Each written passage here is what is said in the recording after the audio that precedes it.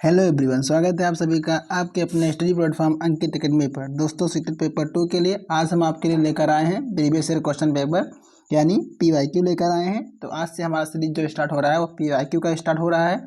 यानी जितने भी क्वेश्चन आपके पेपर में आज तक आए हुए हैं, सीटेट ने जितने भी क्वेश्चन पूछे हैं उन सबको हम करवाएंगे, जिससे क्या होगा कि आपको पेपर का नेचर समझने में आसानी होगा। और देखिए, जो आपका सीबीएसई होता है यानी जो सीटेट का पेपर आपका आता है उसमें क्या होता है, बहुत सारे क्वेश्चन रिपीट हो जाते हैं। तो इससे क्या होगा कि आप जो क्वेश्चन रिपीट होने वाले हैं उसका भी तैयारी आपका हो जाएगा और क्वेश्चन का नेचर आप समझ जाएंगे। तो चलिए शुरू करते हैं आज का वीडियो। तो जो हमारा पीवाईक्यू का सीरीज स्टार्ट हो रहा है उसमें हम क्या करेंगे, सबसे पहले आपको हम बता दे रहे हैं कि 2011 से लेकर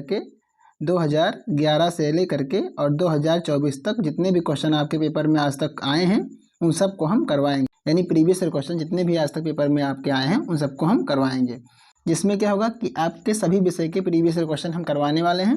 तो इससे क्या होगा कि आपको परीक्षा में बहुत हेल्प मिलने वाली है। इसलिए क्या करिए आप लोग कि इस सीरीज़ को जरूर अटेंड करें, जिससे क्या होगा कि आपका जो पेपर है बहुत आसानी से पास हो जाएगा। यदि आपको थ्योरी क्लास लेने का टाइम नहीं मिल पा रहा है, आपका शेड्यूल जो है बिजी है, तो क्या करिए कि आप प्रीवियस ईयर क्वेश्चन ही कर लीजिए। उतना ही आपके पेपर पास करने के लिए एनफ होगा, यानी उतने में ही आप पेपर को पास कर ले जाएंगे। तो सभी विषय के पीवाईक्यू जितने भी क्वेश्चन आपके पेपर में पूछे गए हैं आज तक वो हम करवाएंगे। तो इस सब क्वेश्चन को आप अटेंड कर लीजिए। तो आपको जो वीडियो है वो टाइम से मिले, यानी समय पे मिल जाए, तो क्या हो आप चैनल को सब्सक्राइब कर लीजिए। तो चलिए शुरू करते हैं पहला क्वेश्चन। तो देखिए, जो पहला क्वेश्चन हमारा है, खाद्य पदार्थों में अधिक मात्रा में नमक और चीनी डालकर उन्हें लंबे समय तक परिरक्षित किया जाता है। ऐसा इसलिए है क्योंकि अधिक मात्रा में नमक और चीनी, आपको बताना है इसमें कौन सा रीज़न है कि जो खाद्य पदार्थ होते हैं उनको सुरक्षित करने के लिए अधिक मात्रा में क्या डाल देते हैं, हम नमक डाल देते हैं या क्या डाल देते हैं, चीनी को डाल देते हैं। तो ऐसा क्यों किया जाता है, आपको बताना है इसका रीज़न क्या है। जो पहला ऑप्शन आपका है, सूक्ष्म जीव फट जाते हैं, यानी जो उसमें बैक्टीरिया होते हैं वो क्या होते हैं, फट जाते हैं। दूसरा जो आपका ऑप्शन दिया गया है, सूक्ष्म जीवी कोशिकाओं का आकार जो है बदल जाता है। ऑप्शन नंबर 3 जो आपका दिया गया है, खाद्य पदार्थों से पानी क्या है निकाल देते हैं। और ऑप्शन नंबर आपको 4 दिया गया है, वो दिया गया है सूक्ष्म जीवी कोशिकाओं का द्रव कुंचन करते हैं। तो यहाँ पर हम नमक और चीनी की बात करें तो ये होता है खाद्य पदार्थों में इसलिए मिलाते हैं क्योंकि मान लीजिए जो इसमें आपके बैक्टीरिया हैं या बैक्टीरिया आने वाले हैं, उसमें क्या होगा कि जो बैक्टीरिया की कोशिकाएं होती हैं, कोशिकाओं का जो द्रव होता है वो क्या होता है, चीनी और नमक की तरफ चलना शुरू कर देता है। यानी कोशिकाओं से द्रव क्या होता है, बाहर निकलना शुरू हो जाता है, जिससे क्या होता है कि जिनकी कोशिकाएं होती हैं वो क्या होती हैं, सिकुड़ जाती हैं। और जब कोशिकाएं सिकुड़ जाती हैं तो क्या होते हैं, बैक्टीरिया मर जाते हैं।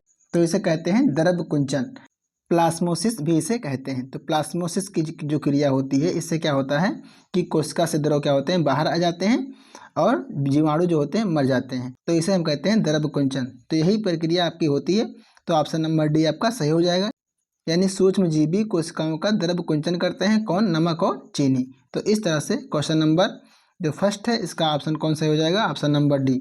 देखिए, ये क्वेश्चन आपके पेपर में 2011 में आ चुका है। तो 2011 से हमारा सीरीज स्टार्ट हुआ है और चलेगा 2024 तक। जितने भी क्वेश्चन आपके प्रीवियस ईयर में आएंगे उसको हम करवाएंगे। तो अब चलते हैं, आगे बढ़ते हैं अगले क्वेश्चन पर। तो जो अगला क्वेश्चन है वो है, तो जो क्वेश्चन नंबर 2 है उसमें कह रहा है कि मूल गोप यानी रूट कैब नहीं पाया जाता है।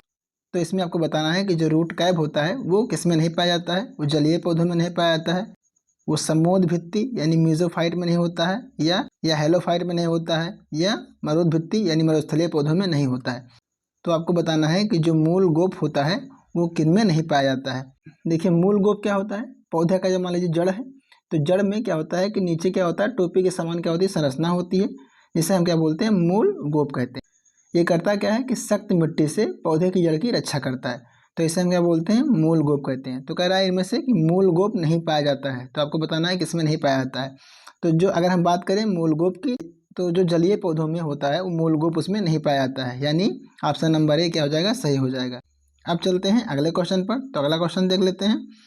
आपको बताना है कि विद्युत यंत्रों में बेकेलाइट का प्रयोग किया जाता है क्योंकि ऑप्शन नंबर जो आपका 1 दिया गया है, ऊष्मा का सुचालक होता है बेकेलाइट, या विद्युत का कुचालक होता है, या थर्मोप्लास्टिक होता है। ऑप्शन नंबर डी कर लीजिएगा, या विद्युत का जो होता है सुचालक होता है, यानी विद्युत का क्या होता है, सुचालक होता है। तो ऑप्शन नंबर डी आपका सुचालक हो जाएगा। इसमें से क्या करना है, आपको बताना है कि बेकेलाइट का प्रयोग विद्युत यंत्रों में क्यों करते हैं। देखिए, जो आपका इलेक्ट्रिक स्विच होता है या कोई विद्युत यंत्र होता है जिसमें क्या करते हैं हम बेकेलाइट का प्रयोग करते हैं। तो ऐसा क्यों करते हैं, तो ये क्वेश्चन पूछा गया आपके प्लास्टिक से, यानी जो प्लास्टिक होता है, प्लास्टिक कितने होते हैं, 2 टाइप के होते हैं। बेकेलाइट भी क्या है, प्लास्टिक है। तो प्लास्टिक के 2 टाइप होते हैं, कौन कौन से होते हैं, एक थर्मोप्लास्टिक होता है, थर्मोप्लास्टिक, और एक क्या होता है, थर्मोसेटिंग प्लास्टिक, यानी थर्मोसेटिंग प्लास्टिक होता है। प्लास्टिक क्या होते हैं, 2 टाइप के होते हैं। जिसमें क्या होता है, जो आपका थर्मोप्लास्टिक होता है, जो कि ऑप्शन नंबर आपके सी में दिया गया है, क्या दिया गया है, थर्मोप्लास्टिक। तो जो आपका थर्मोप्लास्टिक होता है उसमें क्या होता है, अगर इसको हम गर्म करेंगे तो ये क्या होगा, अपना आकार चेंज कर देगा और नरम हो जाएगा। नरम होकर क्या हो जाएगा, ये जल जाएगा। लेकिन अगर हम थर्मोसेटिंग की बात करें तो सब थर्मो जो सेटिंग होता है, इसको हम एक बार जब हम बना लेंगे तो दोबारा इसका आकार हम परिवर्तित नहीं कर सकते हैं। अगर इसको हम गर्म करेंगे तो क्या होगा, ये चटक जाएगा। तो ये क्या होता है, आपका थर्मोसेटिंग प्लास्टिक होता है। तो यहाँ पे जो आपका जैसे कुर्सी हो गया, आपका आपका मेज हो गया, जो प्लास्टिक के आते हैं, या खिलौने हो गए, ये सब किसके आते हैं, वो थर्मोप्लास्टिक के आते हैं। लेकिन जैसे मान लीजिए बेकेलाइट हो गया और जो आपका मेलेमाइन हो गया, ये किसके आते हैं, ये बने होते हैं आपके थर्मोसेटिंग प्लास्टिक के। तो आपका जो बेकेलाइट होगा कैसा प्लास्टिक है, थर्मोसेटिंग प्लास्टिक है। अब ये कह रहा है कि विद्युत यंत्रों में क्यों इसका उपयोग करते हैं। तो ये क्या होता है, जो आपका थर्मोसेटिंग प्लास्टिक होता है वो क्या होता है, विद्युत और ऊष्मा के क्या होते हैं, दोनों के कुचालक होते हैं। तो आपका जो बेकेलाइट होता है वो क्या होता है, विद्युत का कुचालक होता है, इसलिए क्या करते हैं, उसका हम विद्युत यंत्रों में इसका प्रयोग करते हैं। तो ऑप्शन नंबर बी आपका सही हो जाएगा। अब चलिए चलते हैं अगले क्वेश्चन पर। तो जो हमारा अगला क्वेश्चन है, क्वेश्चन नंबर 4 है। क्वेश्चन नंबर 4 क्या है, चलिए इसको भी हम थोड़ा सा देखते हैं। देखिए यहाँ पे कह रहा है कि एक आदमी जो है सुनार बनकर घर घर जाता है और लोगों के पुराने स्वर्ण आभूषणों की चमक फिर से लौटाने का वचन देता है। उस पर विश्वास करके एक महिला अपने सोने की चूड़ियाँ उसे देती है, जिन्हें वह एक घोल में डालता है। चूड़ियाँ तो चमक जाती हैं पर उसका भार काफ़ी कम हो जाता है। इस धोखेबाज इस धोखेबाज द्वारा प्रयोग किया गया घोल संभवतः हो सकता है। आपको बताना है कि वो घोल कौन सा हो सकता है। तो जो आपका ऑप्शन ए है वो क्या है, सांद्र HCl है। ऑप्शन नंबर जो आपका बी दिया गया है, सांद्र HCl और सांद्र HNO3 का मिश्रण, या आपका ऑप्शन नंबर सी दिया गया HNO3, या आपका दिया गया है तनु यानी डाइल्यूट HCl। तो इनमें से बताना है कि जो धोखेबाज यानी सुनार बन के जो आपका गया हुआ है घर में, वो कौन सा घोल का प्रयोग करता है। तो देखिए जो आपका सोना होता है और जो चांदी होता है उसको साफ करने के लिए हम प्रयोग करते हैं अम्लराज का। और अम्लराज किसको कहते हैं, वो कहते हैं HCl यानी सांद्र HCl और सांद्र HNO3 यानी नाइट्रिक अम्ल। तो आपका जो HCl है हाइड्रोक्लोरिक अम्ल, और जो आपका HNO3 है यानी नाइट्रिक अम्ल, इन दोनों के जो घोल होते हैं उसको हम बोलते हैं अम्लराज, और इसका प्रयोग करते हैं हम आभूषणों की सफाई के लिए। तो जब आभूषण को इसमें डालते हैं तो क्या होता है कि जो सोना होता है वो होता क्या है कि इसमें विलय हो जाता है, जिससे क्या होता है उसका भार कम हो जाता है। तो इसी का प्रयोग हम करते हैं HCl और HNO3 का। तो जो इस क्वेश्चन का सही जवाब होगा वो होगा ऑप्शन नंबर बी यानी सांद्र HCl और सांद्र HNO3। तो ये क्वेश्चन इस तरह से देखिए क्वेश्चन पेपर में आपके आते हैं, सीटेट ने क्वेश्चन पूछा है। तो यदि आप क्वेश्चन को सॉल्व कर लेंगे तो देखिए क्वेश्चन का नेचर कैसा है ये आपको मालूम हो जाएगा, जिससे पेपर में आपको बहुत ही हेल्प मिलेगा। तो चलिए अब बढ़ते हैं आगे अगले क्वेश्चन पर। तो जो हमारा अगला क्वेश्चन है वो क्वेश्चन नंबर 5 है। यहाँ पे देखिए कह रहा है कि घाव पर फिटकरी लगाने से रक्तस्राव रुक जाता है, इसका रीज़न क्या है आपको बताना है। जो आपका ऑप्शन नंबर ये है, कह रहा है कि फिटकरी रक्त को स्कंदित करके थक्का बना देती है। और आपका ऑप्शन नंबर जो बी है वो कह रहा है फिटकरी जो है घाव के आसपास तापमान को कम कर देती है। ऑप्शन नंबर सी फिटकरी एक क्या है, प्रतिरोधक है। और फिर उसके बाद में बता रहा है कि फिटकरी का टुकड़ा घाव को ढक देता है। तो आपको बताना है कि जब घाव होता है कहीं पर और रक्तस्राव होती है तो फिटकरी का हम प्रयोग करते हैं, किस लिए करते हैं। इसमें 4 ऑप्शन दिए गए हैं, इनमें से आपको एक ऑप्शन चूज करना है जो कि आपका सही होगा। तो देखिए जो फिटकरी होता है वो होता क्या है कि जब कहीं हम कट जाते हैं और जब खून निकलने लगता है तो वहाँ पे क्या लगाते हैं, फिटकरी को लगा देते हैं, जिससे क्या होता है कि रक्त का थक्का बन जाता है। यानी रक्त का थक्का बनने के लिए हम फिटकरी का प्रयोग करते हैं। तो जो आपका ऑप्शन नंबर ए हो जाएगा, ये क्या हो जाएगा, सही हो जाएगा। तो इस क्वेश्चन का सही जवाब कौन सा होगा, ऑप्शन नंबर ए, रक्त का थक्का बनाने में फिटकरी को हम प्रयोग में लाते हैं। अब चलिए चलते हैं अगले क्वेश्चन पर। तो जो हमारा अगला क्वेश्चन है क्वेश्चन नंबर है 6।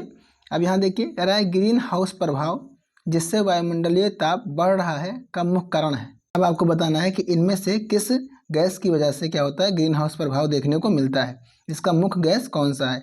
तो पहला जो ऑप्शन है वो क्या है आपका नाइट्रोजन, दूसरा गैस क्या है कार्बन डाइऑक्साइड, तीसरा क्या है सल्फर, और चौथा क्या है ऑक्सीजन। इनमें से बताना है आपको कौन सा ऑप्शन सही है। तो अगर हम ग्रीन हाउस गैस की बात करें तो ग्रीन हाउस गैस कई सारे होते हैं, जिनमें से आपका नाइट्रस ऑक्साइड यानी N2O, ये भी होता है क्या, ग्रीन हाउस गैस। उसके बाद में हम बात करें तो मेथेन की यानी CH4 की, ये भी क्या है, ग्रीन हाउस गैस है। और उसके बाद में हम बात करें तो क्या होता है, कार्बन डाइऑक्साइड यानी CO2। CO2 भी क्या होता है, ग्रीन हाउस गैस है। तो अगर हम बात करें इसमें ऑप्शन में, तो ऑप्शन में क्या दिया गया है, कार्बन डाइऑक्साइड यानी CO2। ऑप्शन नंबर क्या हो जाएगा, बी सही हो जाएगा। देखिए जो ग्रीन हाउस गैस होता है वो होता क्या है कि ये जो होता है ये तापमान को अपने अंदर एब्जॉर्ब तो कर लेता है लेकिन बाहर जाने नहीं देता है, जिससे क्या होता है कि जो वायुमंडल का ताप है वो क्या होता है, ज़्यादा हो जाता है और गर्मी क्या होती है, बढ़ जाती है। तो इसे हम क्या बोलते हैं, ग्रीन हाउस प्रभाव कहते हैं। जिसमें क्या होता है कि जो आपका CO2 यानी कार्बन डाइऑक्साइड वो क्या होता है, बहुत महत्वपूर्ण भूमिका निभाती है। तो मुख्य गैस जो आपका होता है वो क्या होता है, CO2 यानी कार्बन डाइऑक्साइड होता है, जो कि आपको ऑप्शन नंबर बी में दिखाई दे रहा है। आपका ऑप्शन बी सही हो जाएगा। देखिए अगर मान लीजिए इनमें से कोई भी आपका आता है, चाहे मेथेन हो गया, चाहे आपका नाइट्रस ऑक्साइड हो गया, चाहे CO2 हो गया, तो ये सब क्या है, ग्रीन हाउस गैस हैं। ये सारे सही हो जाएंगे ऑप्शन में। तो इन गैसों का नाम आप याद रखेंगे। अब चलते हैं अगले क्वेश्चन पर। तो जो हमारा अगला क्वेश्चन है, क्वेश्चन नंबर 7 है। यहाँ देखिए अब कह रहा है कि हार्मोन एड्रेनलिन है, क्या है इसमें, चलिए देख लेते हैं ऑप्शन में। कह रहा है कि जब कोई गुस्से में होता है या चिंतित होता है तो यह तनाव स्तर के समंजन में शरीर की सहायता करता है। ऑप्शन नंबर बी जो दिया गया है वो कह रहा है कि लंबाई नियंत्रण करता है। ऑप्शन नंबर जो सी दिया गया है वो कह रहा है कि शरीर की विद्युत अपघट्टियों के संतुलन पर नियंत्रण रखने में सहायता करता है। ऑप्शन नंबर जो दिया गया है रक्त शर्करा के स्तर को नियंत्रण करने में सहायता करता है। तो आपको बताना है इनमें से कौन सा होगा। देखिए अगर हम एड्रेनलिन की बात करें तो ये जो हार्मोन होता है एड्रेनलिन, ये निकालता कौन है, ये निकालता है एड्रीनल ग्लैंड, यानी जिसको हम अधिवृक्क भी कहते हैं। तो अधिवृक्क ग्रंथि के द्वारा ये हार्मोन निकाला जाता है। और ये करता क्या है कि जब कोई गुस्से में होता है या कोई तनाव होता है उसके ऊपर, तो करता क्या है, शरीर के साथ में ये समंजन बिठाने का कार्य करता है, यानी उसकी सहायता करता है समंजन बिठाने में। तो जो आपका ऑप्शन नंबर ए हो जाएगा वो क्या हो जाएगा, सही हो जाएगा। यानी जब कोई क्या होता है, गुस्से में होता है या चिंतित होता है, तनाव में होता है, तो ये करता क्या है, तनाव के स्तर को समंजन में शरीर की सहायता करता है। इसको हम जो आपका ये हमारा एड्रेनल हार्मोन है, इसको हम लड़ो उड़ो हार्मोन के नाम से भी जानते हैं। तो इस चीज़ को आप याद रखेंगे। अब चलते हैं अगले क्वेश्चन पर। तो जो हमारा अगला क्वेश्चन है, क्वेश्चन नंबर 8 है। यहाँ देखिए, यदि किसी द्रव पर दाब बढ़ता है तो क्वथनांक, आपको बताना है कि क्वथनांक पे प्रभाव क्या पड़ेगा इसमें। ऑप्शन नंबर जो आपका 1 दिया गया है वो क्वथनांक बढ़ जाता है। ऑप्शन नंबर 2 परिवर्तित नहीं होता है। ऑप्शन नंबर सी पहले घटता है फिर बढ़ता है। ऑप्शन नंबर डी घट जाता है। तो देखिए अगर कोई लिक्विड है, कोई द्रव है, अगर उस पर हम दाब डाल देंगे तो जो उसका क्वथनांक है वो बढ़ जाएगा। तो ऑप्शन नंबर ए क्या हो जाएगा, सही हो जाएगा। दाब को बढ़ाएंगे तो क्वथनांक क्या होगा, बढ़ेगा, लेकिन दाब को घटाएंगे तो क्वथनांक क्या होगा, घटेगा। ये चीज़ आप लोग याद रखेंगे। तो ऑप्शन नंबर ए सही हो जाएगा। अब बढ़ते हैं अगले क्वेश्चन पर। तो जो हमारा अगला क्वेश्चन है, क्वेश्चन नंबर 9 है। यहाँ देखिए, मनुष्य का अंगूठा बाकी उंगलियों की अपेक्षा अधिक स्वतंत्र गति करता है क्योंकि इसमें उपस्थित होती है। अब आपको बताना है कि जो अंगूठा है वो बाकी उंगलियों की अपेक्षा क्या होता है, अधिक घूमता है। तो इसमें रीज़न क्या है इसका है, तो ये कहाँ से क्वेश्चन आया है, यानी हड्डियों के जॉइंट से क्वेश्चन आया हुआ है। तो चलिए इसको देख लेते हैं। यहाँ पे कह रहा है ऑप्शन नंबर 1 ग्लाइडिंग संधि। ऑप्शन नंबर जो बी दिया गया है वो हिंज संधि दिया गया है। ऑप्शन नंबर जो सी दिया गया है वो सैडल संधि दिया गया है। ऑप्शन नंबर जो डी दिया गया है वो धुराग्र संधि दिया गया है। अगर इसकी हम बात करें संधियों की, तो चलिए अब यहाँ संधियों के बारे में हम देख लेते हैं। तो देखिए मनुष्य के जो शरीर में जो हड्डियाँ होती हैं उनमें 3 तरह की संधियाँ पाई जाती हैं। जो नंबर आपका 1 होता है वो इमूवेबल होता है, यानी इमूवेबल यानी जो क्या होता है, घूमते नहीं है, यानी इसे अचल संधि भी कहते हैं। तो ये मिलती हैं आपकी खोपड़ी में। खोपड़ी में क्या होता है कि 8 हड्डियाँ होती हैं, उन हड्डियों के बीच में जो जॉइंट होता है वो कैसा होता है, इमूवेबल, यानी ये घूमते नहीं हैं, अचल संधि इनको कहते हैं। जो दूसरा टाइप होता है वो होता है आपका स्लाइटली मूवेबल, यानी जो कम घूमती हैं।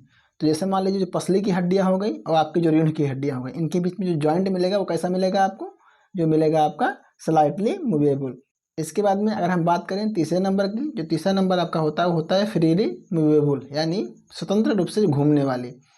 तो ये जॉइंट होते हैं। अब इनमें क्या होता है, ये जो आपका लास्ट वाला है यानी नंबर 3 वाला है, फ्रीली मूवेबल वाला है, ये 5 टाइप की होती हैं। अब 5 टाइप की कौन कौन सी होती हैं, यहाँ देख लेते हैं हम 5 टाइप की कौन कौन सी होती हैं। ये जो होती है 5 टाइप की होती हैं। तो हम जो नंबर 1 की बात करें तो इसमें क्या होगा कि इसमें पाया जाएगा आपका बॉल सॉकेट, यानी बॉल एंड सॉकेट, ये होगा। नंबर 2 की बात करें तो नंबर 2 जो हो जाएगा वो हो जाएगा हिंज संधि, यानी हिंज जॉइंट्स, इसे हम कब्जा संधि भी कहते हैं। नंबर 3 बात करें तो नंबर 3 में हो जाएगा आपका पाइवोट संधि, यानी इसे हम कहते हैं खूंटी संधि भी कह सकते हैं, तो पाइवोट संधि हो जाएगा। नंबर 4 की बात करें तो नंबर जो 4 होगा वो होगा आपका ग्लाइडिंग संधि। उसके बाद में नंबर 5 की बात करें तो जो नंबर 5 होता है वो होता है सैडल संधि। अब इसमें देख लेते हैं कि जो बॉल सॉकेट होता है वो कहाँ मिलता है। तो बॉल सॉकेट जो होता है वो कंधे और हाथ के बीच में जो जोड़ होता है वहाँ पे मिलता है। तो कंधे और आपके हाथ के बीच में जो जॉइंट होता है वो क्या होता है, बॉल एंड सॉकेट होता है। ये क्या होता है, पूरा पूर्ण रूप से घूमने वाले होते हैं, यानी चारों दिशाओं में इसको हम घुमा सकते हैं। देखिए जो आपका हाथ है वो क्या होता है कि सभी दिशाओं में घूम सकता है। तो क्या होगा, इसमें बॉल सॉकेट क्या होगा, जॉइंट मिलेगा।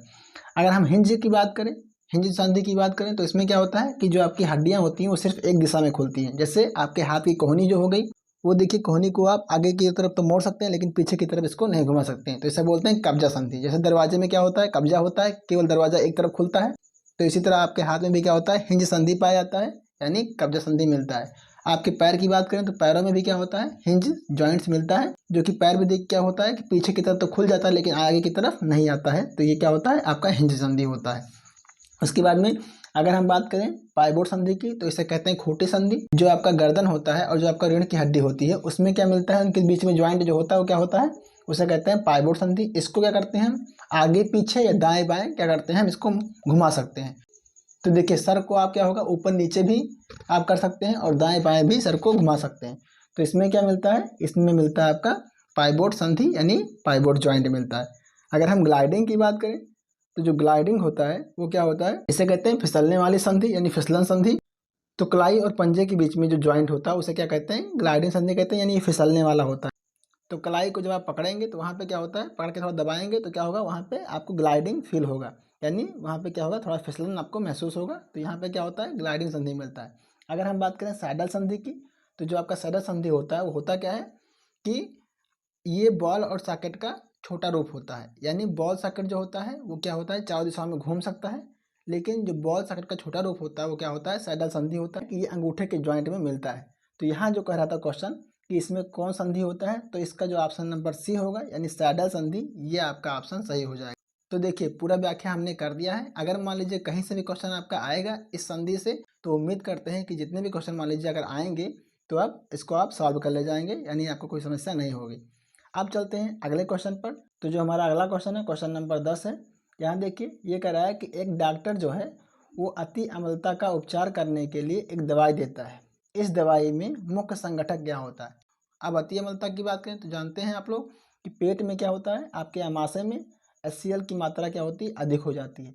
जब HCl की मात्रा अधिक हो जाती है तो इसे हम कहते हैं अति अम्लता कहते हैं। ये एक अम्ल है। अब इसको क्या करना है, इसको हमें न्यूट्रल करना है। तो न्यूट्रल करने के लिए हम क्षार का प्रयोग करेंगे, किसी क्षार का प्रयोग करेंगे। तो आप डॉक्टर के पास जाते हैं तो वहाँ पे क्या लेते हैं, दवाई लेते हैं। तो डॉक्टर उसमें आपको जो दवाई देता है उसमें होता क्या है कि उसमें क्षार मिला होता है। तो उसमें क्या होगा कि जब अम्ल और क्षार जब क्रिया करेंगे तो क्या कर देंगे, उदासीन कर देंगे। तो यहाँ से क्या होगा कि जो आपकी अति अम्लता वाली प्रॉब्लम है वो समस्या आपकी समाप्त हो जाएगी। तो इसमें क्या होता है, कई तरह के क्षार इसमें प्रयोग किए जाते हैं, जिसमें से एक आपका होता है MgOH का होल ट्वाइस यानी मैग्नीशियम हाइड्रोक्साइड, ये उपयोग करते हैं, जिसे हम मिल्क ऑफ मैग्नीशिया भी कहते हैं। उसके बाद में MgCO3 का होल ट्वाइस यानी मैग्नीशियम कार्बोनेट का भी इस्तेमाल करते हैं। उसके बाद में सोडियम बाइकार्बोनेट यानी NaHCO3 का भी प्रयोग करते हैं। तो सोडियम बाइकार्बोनेट का भी प्रयोग करते हैं। एल्युमिनियम हाइड्रोक्साइड यानी AlOH का होल थ्राइस, इसका भी प्रयोग करते हैं। उसके बाद में अगर हम बात करें कैल्शियम कार्बोनेट की, तो CaCO3 इसका भी प्रयोग करते हैं। तो इन सब क्षारों का हम प्रयोग करते हैं अति अम्लता को दूर करने के लिए। तो देखिए पेपर में आपके कोई भी इसमें से कोई भी ऑप्शन दे सकता है। तो आपका ऑप्शन चलिए देख लेते हैं। जो ऑप्शन नंबर आपका 1 है वो कह रहा है MgCl2। ऑप्शन नंबर जो आपका B है वो कह रहा है CaCO3 यानी कैल्शियम कार्बोनेट। आपका ऑप्शन नंबर जो C है वो है N2CO3। और जो आपका ऑप्शन D है वो कह रहा है AlOH का होल ट्वाइस। देखिए यहाँ पे जो आपका AlOH का होल ट्वाइस है ये कोई फार्मूला नहीं होता है, क्योंकि जो अगर हम बात करें एल्युमिनियम हाइड्रोक्साइड की तो उसमें क्या होता है कि AlOH का होल थ्राइस होता है, यानी ये होता है। लेकिन यहाँ पे क्या देगा, AlOH का होल ट्वाइस। तो ये ऑप्शन गलत हो जाएगा आपका।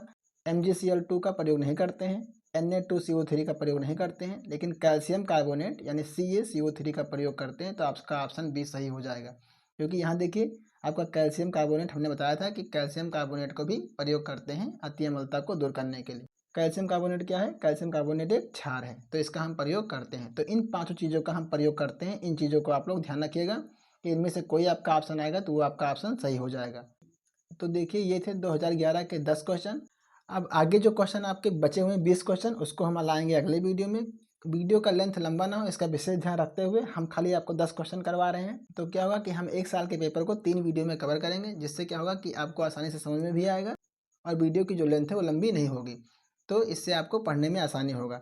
तो इस सीरीज़ को आप लोग अच्छे से प्रैक्टिस करिए, और क्योंकि ये आपका प्रीवियस ईयर क्वेश्चन है तो ज़रूर जाहिर सी बात है कि यहाँ से क्वेश्चन आपका आएगा। और एक्सप्लेनेशन हमने अच्छे से कर दिया है, डिटेल में कर दिया है, क्योंकि यहाँ से आपका 10 क्वेश्चन नहीं, यहाँ समझ लीजिए आपका 30 क्वेश्चन तैयार हो गया, क्योंकि इसमें से आपको कई सारे क्वेश्चन देखने को मिल जाएंगे, जिससे क्या होगा कि आपका कॉन्सेप्ट क्लियर हो ही गया है। तो यहाँ से आप क्वेश्चन को अब आएगा तो सॉल्व कर ले जाएंगे। तो बाकी जो बच्चे क्वेश्चन है उसको हम लाएंगे अगले वीडियो में। तो चलिए मिलते हैं आपको अगले वीडियो में, तब तक के लिए नमस्कार, जय हिंद दोस्तों।